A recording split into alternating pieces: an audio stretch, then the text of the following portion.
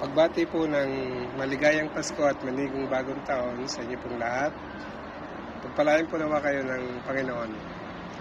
Si Brother Danny po ay isa kong kaibigan, ka-churchmate sa Baysec.